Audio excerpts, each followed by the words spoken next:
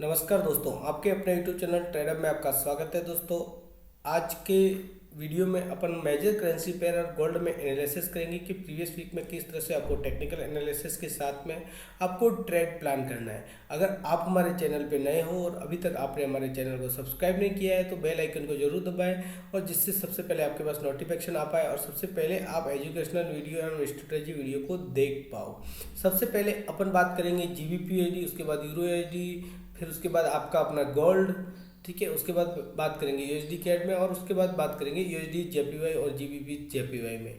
सबसे पहले मैंने GBP/USD का 1 डे का टाइम फ्रेम आपके सामने ओपन किया है। 1 डे के टाइम फ्रेम में अपन यहाँ से देखते हैं तो यहाँ से डाउन गया है, यानी कि यहाँ पे एक इसने हाई बनाने के बाद में एक डाउनफॉल किया है, यानी कि प्रीवियस रेजिस्टेंस को इसने काफ़ी रेस्पेक्ट दिया है। या यहाँ से आप देख सकते हो और समझ सकते हो, ठीक है।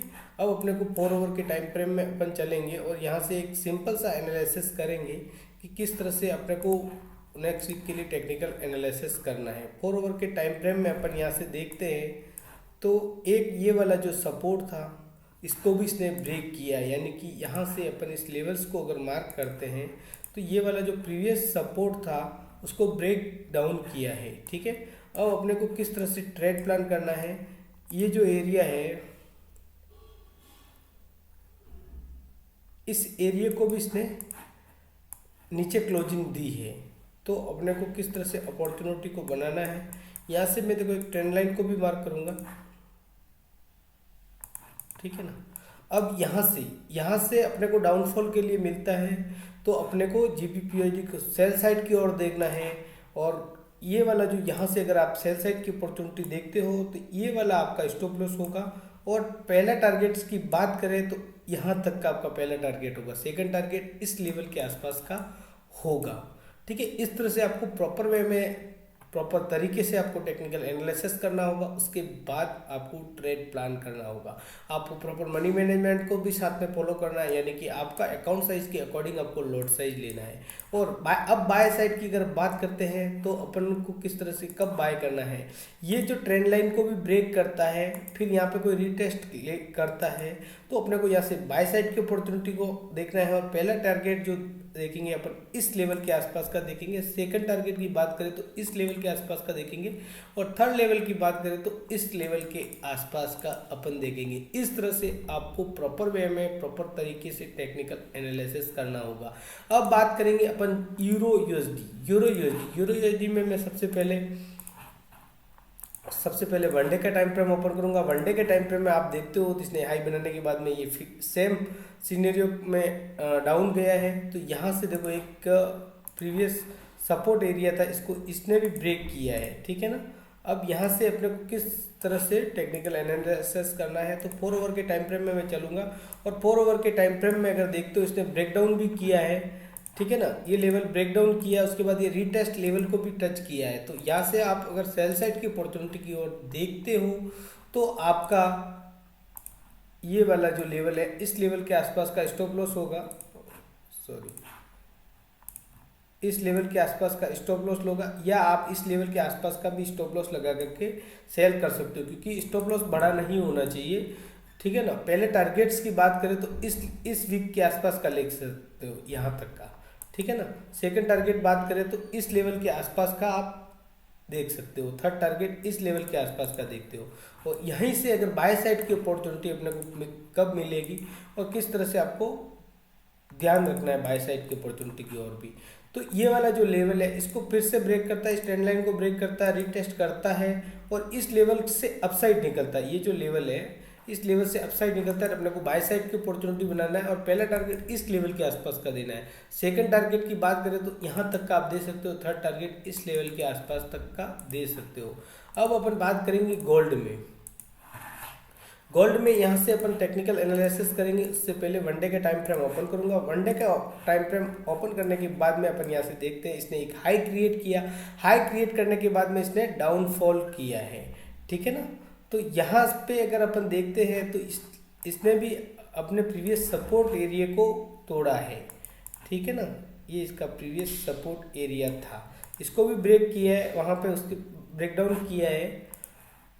अब 4 ओवर के टाइम फ्रेम में अपन यहाँ से देखते हैं तो ब्रेक डाउन किया है। ब्रेक डाउन करने के बाद में इसने भी रीटेस्ट किया है, यानी कि आप अगर GBP/USD, यूरो USD और गोल्ड की बात करें तो अभी तीनों ही एक साथ में चल रहे हैं, ठीक है ना। यहाँ से देखो, यहाँ से एक ट्रेंड लाइन को मैंने ड्रॉ किया है।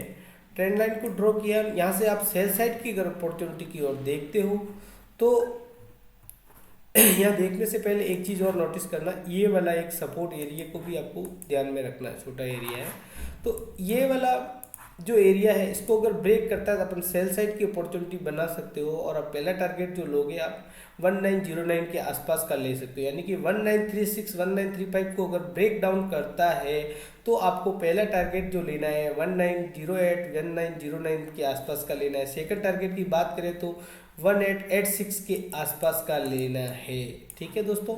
इस तरह से आपको प्रॉपर वे में टेक्निकल एनालिसिस करना है। अब बात करते हैं अगर आपको बाय साइड की अपॉर्चुनिटी कब बनानी है, तो बाय साइड की अपॉर्चुनिटी, पहली जो अपॉर्चुनिटी है इस वाले लेवल को अगर ब्रेक करता है तो अपन आपको बाय साइड की अपॉर्चुनिटी को देखना है, यानी कि 1957 को अगर ब्रेक करता है तो आपको बाय साइड की अपॉर्चुनिटी बनानी है।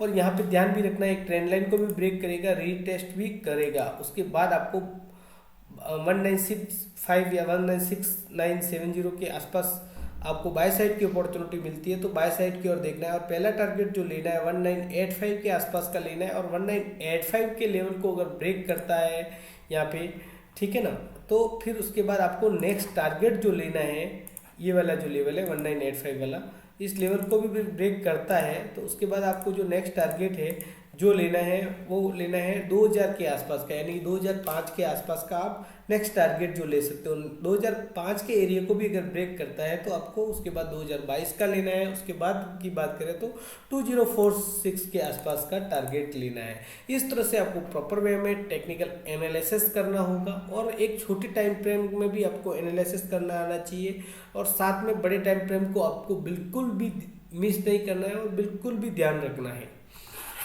ठीक है। अब बात करते हैं अपन USD CAD की। USD CAD में देखो मैंने एरिया को मार्क करके रखा था। वन डे के टाइम फ्रेम में यहाँ से अपन देखते हैं तो ये सपोर्ट एरिया के आसपास गया है और वहीं से रिजेक्शन दिया है। तो अपन यहाँ से अगर सेल साइड की बात करें तो इस लेवल के आसपास का पहला टारगेट लेंगे, सेकंड टारगेट इस लेवल के आसपास का लेंगे। अगर यहाँ से अपन सेल करते हैं तो ये स्टॉप लॉस रहेगा, ठीक है। और इस लेवल को अगर ब्रेक करता है, ये वाला जो एरिया है इसको ब्रेक करता है तो अपने को बाय साइड की अपॉर्चुनिटी लेनी है और पहला टारगेट इस लेवल के आसपास का लेना है, सेकंड टारगेट जो इस लेवल के आसपास का लेना है, थर्ड टारगेट इस लेवल के आसपास का लेना है। इस तरह से आपको प्रॉपर वे में टेक्निकल एनालिसिस करना होगा। अब बात करेंगे USD/JPY में। USD/JPY में मैंने देखो एक एरिया मार्क किया है। देखो वन डे के टाइम फ्रेम में आपको मैं ओपन करके बता दूंगा। वन डे के टाइम फ्रेम में मैंने देखो ये वाला जो एरिया है इसको मार्क किया है, यानी कि यहाँ से अपन फिबोनाची रिट्रेसमेंट टूल्स को भी पकड़ते हैं तो यहाँ पे एक इम्पोर्टेंट एरिया निकल के आ रहा है। ये देख लीजिए 0.05% का लेवल और 0.618% का लेवल निकल के आ रहा है। तो इस एरिया के आसपास आपको सेल साइड की कोई अपॉर्चुनिटी दिखती है तो आपको सेल करना है प्रॉपर स्टॉप लॉस के साथ में, ठीक है दोस्तों। क्योंकि अभी बात करें तो यहाँ से एक रेजिस्टेंस लेवल के आसपास अपन इसको बोल सकते हैं और यहाँ पे एक फिबोनाची रिट्रेसमेंट का लेवल भी है तो यहाँ से डाउनफॉल कर सकता है। अब बात करते हैं GBP/JPY की। GBP/JPY में भी देखो मैंने सेम सिनेरियो USD/JPY और GBP/JPY में यहाँ पे मैंने एक एरिया को मार्क किया है, ठीक है ना, जो एक रेजिस्टेंस है। रेजिस्टेंस एरिया यहाँ से रिजेक्शन देता है तो अपने को सेल साइड की अपॉर्चुनिटी की ओर देखना है, ठीक है दोस्तों। इन मेन चार्ट को आपको प्रॉपर तरीके से एनालिसिस करना आना चाहिए। उसके बाद भी आपको प्रॉपर मनी मैनेजमेंट को फॉलो करना है। उसके बाद में ट्रेड प्लान करना होगा। आपको हमारा वीडियो कैसा लगा हमें कमेंट में ज़रूर बताएं।